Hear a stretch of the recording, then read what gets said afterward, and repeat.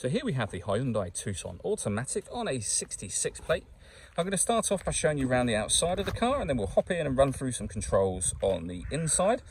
But from the outside, you can see it's a 5-door car with alloy wheels. Let's start off inside the boot and then work our way around the rest of it from there. So as we approach the boot, you can see we have reversing sensors. This car's also got a reversing camera, plenty of boot space as well, along with the 60/40 split folding rear seat, and then underneath this tray section, a full-size alloy spare wheel.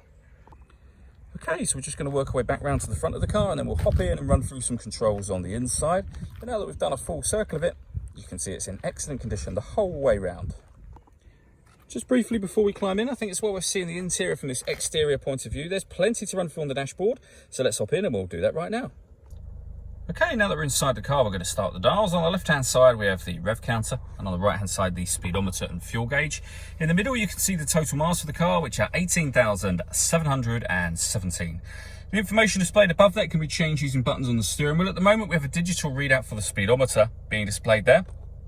We've got various bits of trip computer information and other menus available to us as well. So satellite navigation, like your vehicle systems, audio menu, service information, user settings, and then back round to the beginning again. And to make those changes, use these buttons just here. We've also got cruise control and speed limiter over that side.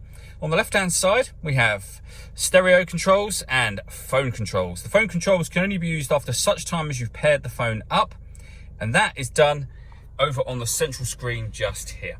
If you hit the phone button, you can then follow instructions on screen. We're going to cancel that for the time being. When it comes to music in this car, you have the radio first of all. And in terms of the radio, we have FM, AM, and DAB radio, which is your digital radio. If you want to listen to your own music, you can do. Hit the media button. Nothing is connected at the moment as it's showing you just there.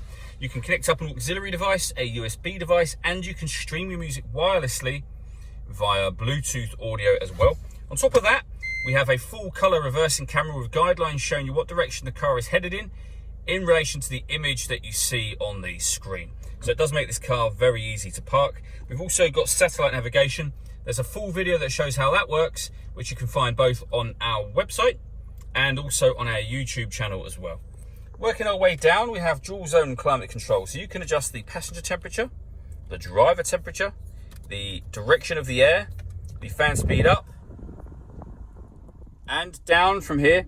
You can determine, the direction of the air from there. Once you've done that, that button turns the air conditioning off or back on again, or you can hit auto.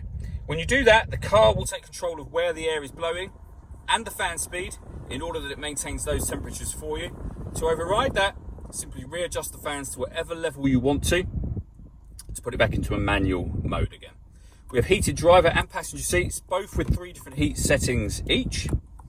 Underneath that, we have 2 12-volt charging sockets, as well as the auxiliary and USB inputs that I mentioned a moment ago. The gear lever for the fully automatic gearbox. And then these buttons just here. So firstly, this turns off the parking sensors. This turns off the stop and start. This car is designed to cut out when it's stationary in traffic to save you fuel. That system is now off. This one and this one I will show you up on the screen just here. So the first of those two, you can see a little green symbol has come up onto the right hand side. That's because we've turned off the downhill brake control. The button above that will put the car into sport, or the steering I should say, into sport mode, or back into normal, and then pressing the other button will take the downhill brake control off. All that leaves me to say is thank you for taking the time to watch this video. If you'd like to come and see the car in person and have a test drive, please feel free to call any of our MJA sites. We'd love to hear from you soon.